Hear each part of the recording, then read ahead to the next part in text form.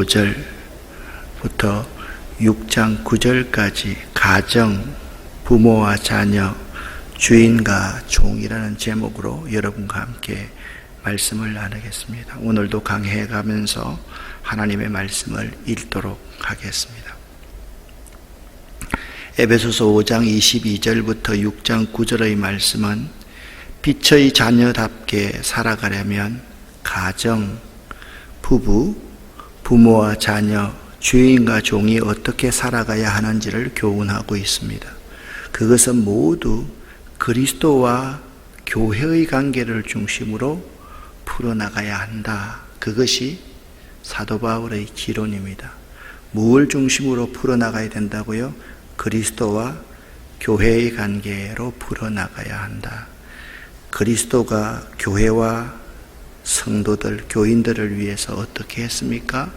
하늘 영광을 버리고 이 땅에 오셔서 십자가에서 자기를 죽임으로 말미암아, 그게 하나님의 사랑이죠.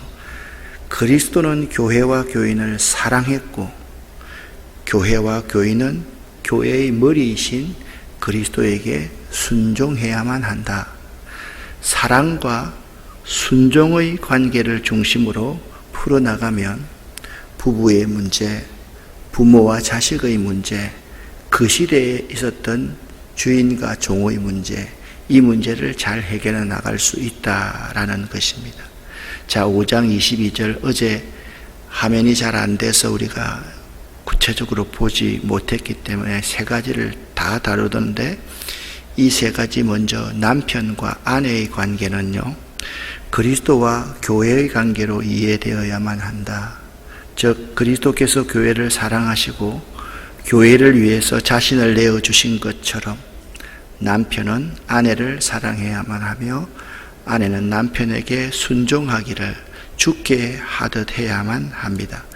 마찬가지로 부모와 자녀의 관계나 주인과 종의 관계도 그리스도와 교회의 관계 안에서 이해하면 매우 쉽습니다. 모든 관계의 중심은 사랑과 순종이라는 이러한 패러다임으로 해석해 주고 있는 것입니다. 왜냐하면 에베소서는 사도 바울이 교회론을 중심으로 풀어나가고 있기 때문에 그렇습니다. 이러한 온전한 사랑과 순종 위에 바탕을 둔 관계는 여러분, 교회의 아주 중요한 교회론은 어떠한 어려움과 풍파 가운데서도 요동치 않고 바른 신뢰를 유지할 수가 있습니다. 부부도 마찬가지입니다. 부부간의 위기가 어디서 옵니까? 사랑과 순종을 잘못 이해해서 위기가 옵니다. 부모와 자녀의 문제의 위기도 어디서 옵니까? 사랑과 순종을 잘못 이해해서 옵니다. 오늘날로 적용하면 내가 다니는 직장의 상사와 나 사이의 위기도 어디서 옵니까? 사랑과 순종의 관계를 바로 이해하지 못하기 때문에 온다. 이 바른 관계가 성립되면요, 이 관계를 통해서 자신과 이웃 사회에 하나님의 영광을 드러낼 수가 있는 것이죠. 먼저 누가 이런 말씀을 했습니다. 목사님은 설교하실 때 아주 자료가 방대한 것 같아요. 자료도 물론 방대하지요. 저는 설교를 할 때 참 중요하고 교인들이 성경을 읽을 때 매우 중요하다고 생각하는 것이 있습니다. 성경 해석의 원리에 대해서 여러분들이 잘 알고 있어야 됩니다. 이 성경 해석의 원리는요, 어려운 것이 아닙니다. 일반적인 성경 해석의 원리, 기초 개념은 세 가지라고 저는 생각합니다. 첫 번째, 역사적으로 성경을 해석할 줄 알아야 되고, 두 번째는 문법적으로 성경을 해석할 줄 알아야 되고, 세 번째는 신학적으로 성경을 해석할 수 있는 그 기초 위에서 여러 다른 방법론들을 시도해 볼 수가 있습니다. 성경 이야기가 이렇게 기록되어져 있으면 성경 스토리에 역사가 있습니다. 그 역사를 결코 무시해서는 안 됩니다. 그 역사를 잘 이해해야만 합니다. 그러기 위해서 평소에 많은 책들과 식견, 그리고 들을 때마다 메모하는 습관이 필요합니다. 두 번째, 이 성경은요, 언어, 글이라는 매개체를 통해서 우리에게 주어졌습니다. 그러므로 이 성경을 글로 이해해야만 합니다. 형태소부터 시작해서 단어, 구, 문장, 문맥, 그 시적인 구조 등을 이해하려고 해야 하는 것이죠. 문법적 해석이라는 것은 우리가 잘못 생각해서요, 히브리어와 헬라어를 죽으라고 공부하라는 말은 결코 아닙니다. 시작해서요, 문장과 단락의 구조, 그시 문맥, 그리고 장르 등의 이 문해적인 요소들을 통전적으로 고려하라는 말입니다. 세 번째 성경 해석의 방법이 신학적 해석이 있습니다. 위 두 가지로 파악해본 본문의 의미, 역사적이고 문학적 해석, 이 본문의 의미를 보편화시키고 일반화시키는 작업이 신학적인 해석입니다. 그런데 우리는 그 본문의 특정 공간, 특정 시간과는 전혀 다른 21세기의 이 대한민국이라는 땅에 살고 있습니다. 성경시대의 본문이 우리에게 의미가 되기 위해서는 보편화되는 작업, 일반화되는 작업을 거쳐야 되는데, 이 보편화와 일반화되는 작업이 뭐냐면 신학적인 작업입니다. 예를 들어 하면 오늘 성경 본문을 가지고 해석해 봅시다. 부부의 문제는 그 시대나 지금이나 있습니다. 부모와 자식 간의 문제는 그 시대나 지금이나 있습니다. 그런데 노예와 주인의 관계는 지금은 없습니다. 그런데 가만히 살펴보면요, 지금 이 시대는 경영주와 또한 직장 다니는 사람, 바로 이런 관계가 충분히 있을 수가 있다라는 것입니다. 그 개념들을 역사적이고 문학적이고 또한 신학적으로 해석해서 우리가 보편화시켜서 받아들여야만 합니다. 이 세 가지를요, 우리가 고려하지 않고 자기 생각이나 방법론을 본문에 적용하기 시작하면 그것은 본문 해석이 아닌 자기 생각, 자기 견해, 자기 철학이 되기 때문에 매우 위험하다라는 사실을 알아야만 합니다. 목회자들 가운데 아주 기본적인 이러한 것들을 공부하지 못하고 익히지 못하고, 그러니까 예를 들면 여기 문장이 있으면 문장의 장르나 문맥이나 흐름이나 전체 주제나 이런 것들 하나도 고려하지 않고 그냥 코에 걸면 코걸이, 귀에 걸면 귀걸이로 갖다 붙이니까 그것이 바로 신학적으로 매우 문제가 되는 것입니다. 자기가 하고 싶은 말을 하나님의 말씀인 성경이라는 본문을 빌어서 대충 어휘나 문장을 끌어다가 자의적으로 말하게 되는 것은 결코 좋은 해석이 아니다. 이런 설교나 해석이 아닌 것을 알아야 됩니다. 간혹 어떤 분의 설교를 듣다 보면 기성전결이 항상 똑같습니다. 결이 똑같습니다. 무조건 예수 그리스도에 갖다 붙입니다. 예수 그리스도가 중요한 주제이지요. 예수 그리스도가 주제가 되지 않으면 안 되지요. 그러나 예수 그리스도로 결론을 맺어야 될 부분이 분명히 있고, 다른 표현과 다른 양태와 다른 양식으로서 예수 그리스도를 표현하면서 결론을 맺을 수도 있는 것입니다. 결론을요, 시 한 편을 통해서 맺을 수도 있고요, 결론을 어떠한 이야기, 에피소드를 통해서 결론을 맺을 수가 있는 것입니다. 그것이 사실 우리가 성경을 이해하는 좋은 방법이 될 수 있어야 됩니다. 무슨 말씀을 하기 위해서 이렇게 장황하게 말씀을 드리는 겁니까? 에베소서는요, 서론이 매우 중요하다고 항상 말씀드렸는데, 사도 바울이 교회론에 기초하여서 기록하여 교회에 읽혀졌습니다. 그의 교회론이 무엇입니까?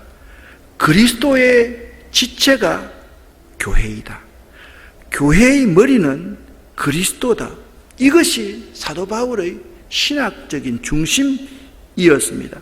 그리스도도 십자가의 대속의 죽음을 죽으심으로 교회와 교인이 그의 몸이 될 수 있었던 것입니다. 그러기에 교회와 교인은 머리이신 그리스도에게 순종해야만 한다. 이러한 관점으로 성경을 우리에게 전달하고 있는 것입니다. 이러한 관점으로 오늘 나오는 본문 말씀 3가지를 이해한다면 본문은 부부의 원리, 부모와 자식 간의 윤리, 주인과 종가의 윤리를 우리에게 잘 말씀해 주고 있습니다. 먼저 성도의 가정생활에서 아내들에게 22절부터 24절에 이렇게 말씀하고 있습니다. 아내들은 주님께 순종하듯이 남편의 건의에 순종하십시오. 남편이 아내의 머리가 되면 그리스도가 교회의 머리인 것과 같습니다. 교회는 그리스도의 몸이며 그리스도는 교회의 구주가 되셨습니다. 교회가 그리스도의 권위 아래에 있듯이 아내가 남편에게 순종하는 것은 당연한 것입니다. 모든 일에 순종하십시오. 여러분, 아멘. 여기 보십시오. 아내와 남편과의 관계도 뭘 중심으로 생각하십니까? 사랑과 순종을 중심으로 생각하고 있다라는 것입니다. 아내는 머리인 남편에게 순종해라. 여기서 이제 문제가 될 수 있는 것은 남편이 아내의 머리라는 말씀을 우리가 어떻게 보아야만 할까요? 남편의 머리됨은 신분이나 지위의 우월성을 뜻하는 것이 아니라 그리스도께서 교회의 머리가 되신 것처럼 돌봄의 책임이 남편에게 주어졌다는 것으로 보아야만 합니다. 여러분, 그리스도가 교회를 위해서 십자가에서 죽으신 것이 먼저입니까? 머리가 되기 위해서 죽으셨습니까? 머리가 되기 위해서 죽으신 것이 아니지 않습니까? 사랑해서 죽었다는 것을 알아야만 합니다. 그렇기 때문에 사랑이 여기서 매우 중요하다. 그리고 우리를 위해서 십자가에 죽으신 그 그리스도께 순종해야 된다라는 점을 말하고 있는 것입니다. 23절, 24절을 다시 한번 읽어보면 이해가 더 됩니다. 함께 읽어보겠습니다. 남편이 아내의 머리가 되면 그리스도가 교회의 머리인 것과 같습니다. 교회는 그리스도의 몸이며 그리스도는 교회의 구주가 되셨습니다.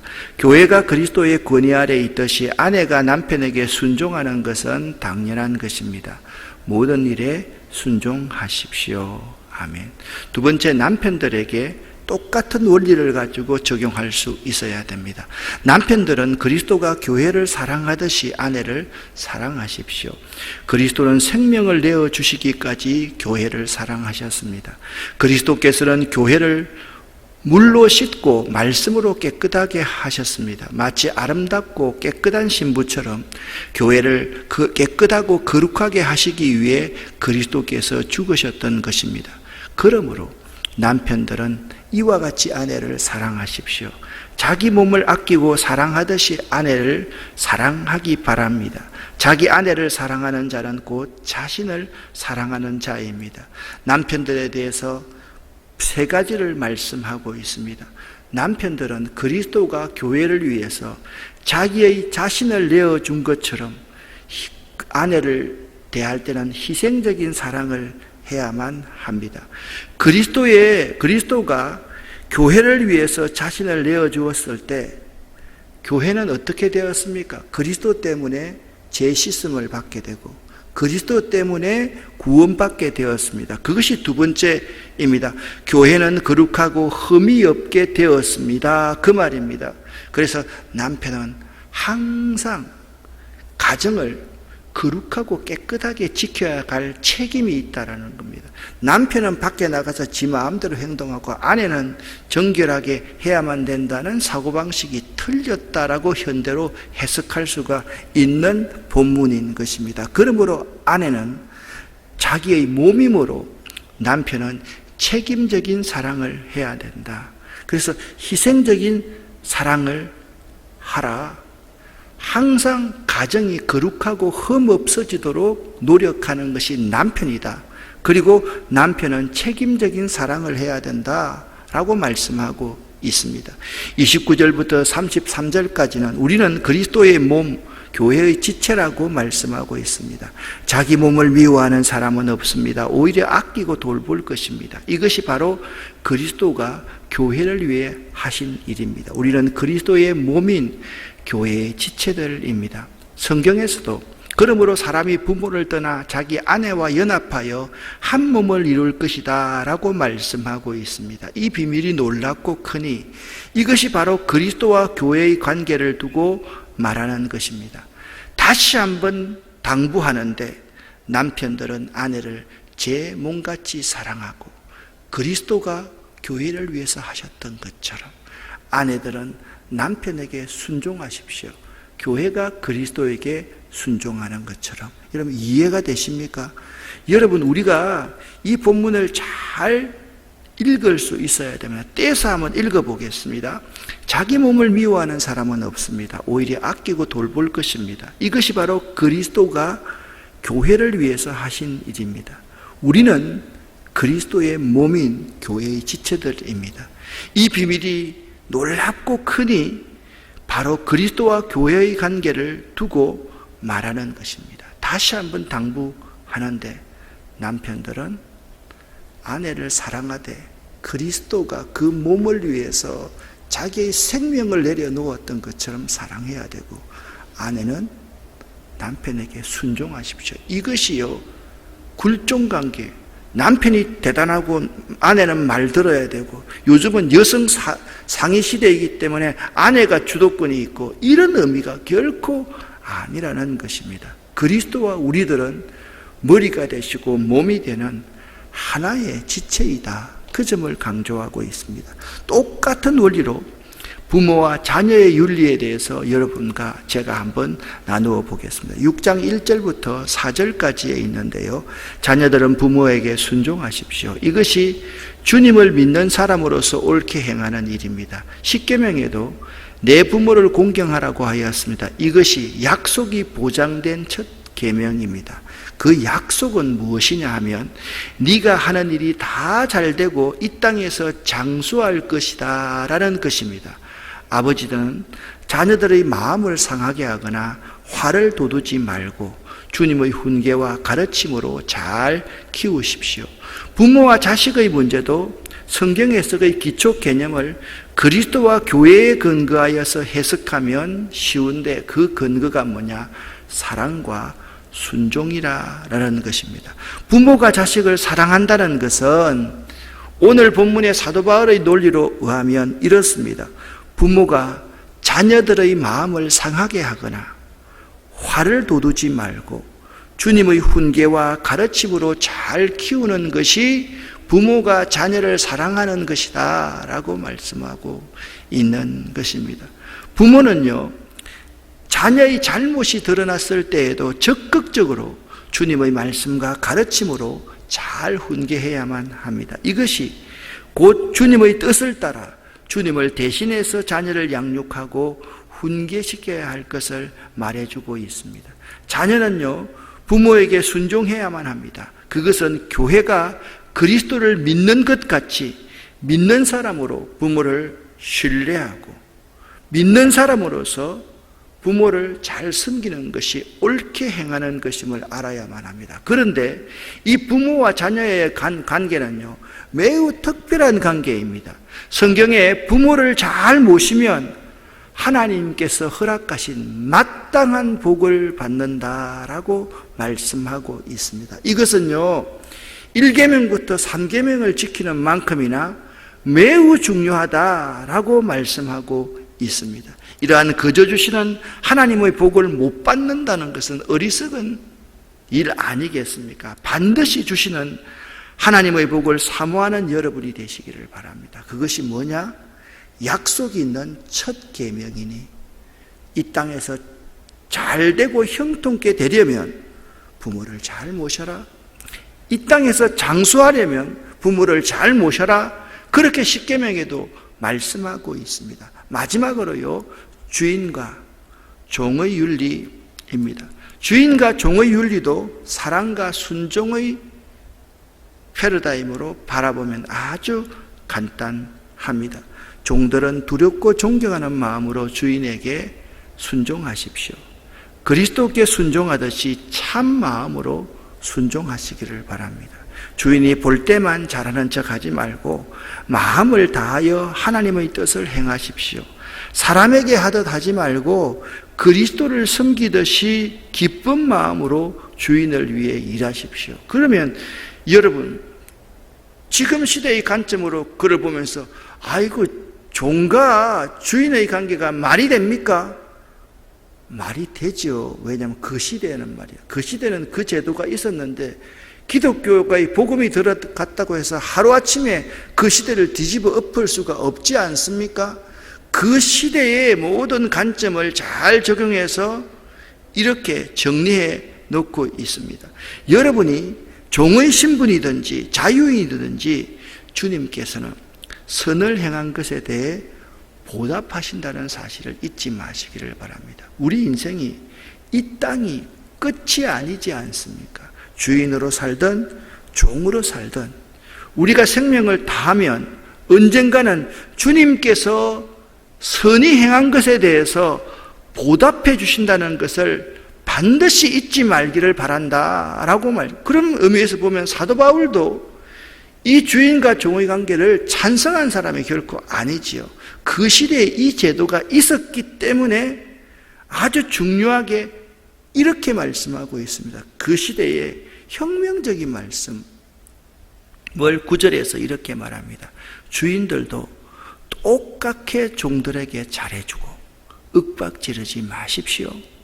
여러분이 주인이기도 하지만 동일하게 그들의 주인이 되시는 분이 하늘에 계시는데 그분이 하나님이십니다. 우리 주님은 모든 사람을 차별하지 않으시고 똑같이 대해주시는 분입니다. 그래서 있잖아요. 억울한 종들도 언젠가는 하나님 앞에서 선하게 행하면 마땅한 보응을 받는다라는 사실을 말해주고 있고 주인들도 잘못하면 심판을 받는다라고 분명히 말하고 있는 것입니다. 우리들은 무슨 일이든지 주님을 섬기듯 기쁜 마음으로 해야만 합니다. 특히 믿는 사람들은 윗사람에게 더욱 윗사람을 열심을 다해 섬기고 그를 받들어야만 합니다. 그것이 딸랑딸랑 하면서 이렇게 아부하는 것이 아니라 죽게 하듯 주님이 보고 계시듯 그렇게 성실하고 정직하게 행해야 한다라고 말씀하고 있습니다. 우리들이 이렇게 행동할 때 믿음의 덕을 주위에 드러낼 수 있게 되고 부부 관계도 이렇게 하게 될 때 믿음의 덕을 주위에 드러내게 되고 부모와 자식의 관계도 마찬가지이고 고용주와 우리가 직장 생활을 하는 입장에서도 마찬가지이다. 장차 만물의 참 주인이신 하나님께로부터 상을 얻게 된다. 여러분 항상 성경을 해석할 때 그냥 그 본문을 보지 말고 전체 주제를 가지고 성경을 해석하면 어려울 게 하나도 없습니다. 부부의 문제, 부모와 자식의 문제, 우리 고용주와 또한 고용인들의 관계도 분명히 이 사랑과 순종의 관계에서 잘 해석하고 바라볼 수 있기를 예수 이름으로 간절히 축원합니다. 기도하겠습니다. 살아계신 하나님 아버지 감사합니다. 오늘도 우리에게 은혜를 주셔서 감사합니다. 하나님의 말씀을 바로 볼 수 있는 기초, 성경 해석의 기초를 저희에게 가르쳐 주셨습니다. 하나님, 역사적으로, 문학적으로, 신학적으로 특별히 그 시대의 사실들을 보편화시키고 일반화 잘 지켜서 이해시킬 수 있는 저희들이 될 수 있기를 바랍니다. 오늘 새벽 기도하는 우리 모두에게 은혜를 주시옵소서. 특별히 이 새벽 기도 마치고 나서 우리 두 분 권사님과 또 우리 교회 직원들이 환경센터에 가서 수확물을 거두올 것입니다. 저들에게 건강을 주시고 저들이 조심할 수 있도록 하나님 복에 복을 내려 주시옵소서. 이 새벽에 기도할 때 하나님 하나님의 복을 쌓을 곳이 없도록 쏟아 부어주시고, 우리들이 땅에서 잘 되고 형통케 되는 비결, 장수하는 비결인 우리의 부모를 잘 공경할 수 있도록 도와주시옵소서. 예수 그리스도의 이름으로 축복하옵고 간절히 기도 올립니다. 아멘.